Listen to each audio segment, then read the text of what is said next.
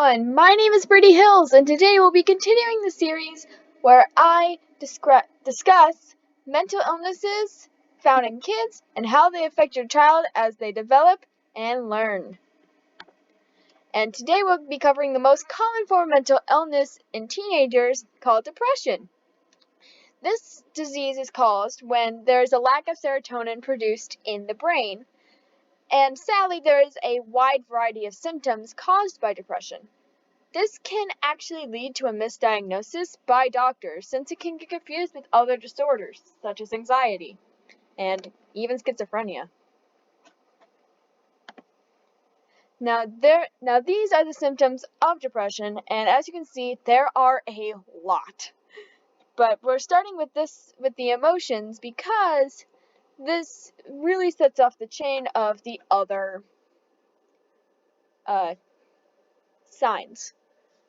So the common emotions are sadness, anxiety, guilt, and mood swings, but anger and irritability are also common emotions regarding depression. And not a lot of people think that when it comes to depression. They mainly think of sadness, but anger and irritability are actually very common for emotional states when people are diagnosed with depression, especially in teenagers.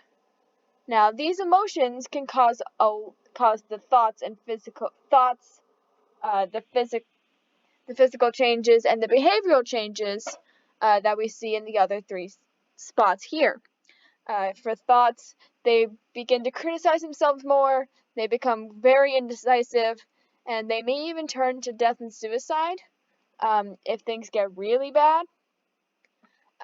For physical changes, they get tired more. They're either sleeping too much or too little. They have a general lack of energy. There's a loss of motivation. Their weight will fluctuate. They will either gain weight or lose weight, sometimes both.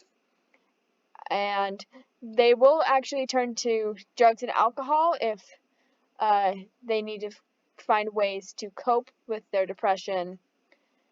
And they will turn to drugs and alcohol as a way to cope.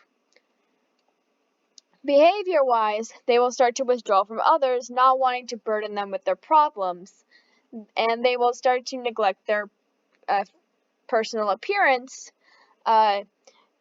since they believe it's not worth it in the end. Common thoughts that are associated with depression are, everything is meaningless, no one cares about me, no one will care if I do this, what's the point? So how does this affect your child? Well, it affects them in a big way because, similar to the other two, ADHD and OCD, depression will also lead to the common problems we see kids have in classrooms. They will have trouble paying attention because they're so focused on what's happening in their lives and these feelings they're having, and they think it doesn't matter anyway. What's the point in learning? It's all meaningless. And this will also go with the other 3 points of struggling with homework, classwork, testing quizzes because they don't see the point. They think it's meaningless. And in group projects and class activities, they feel like no one will care if I say anything. No one cares about me.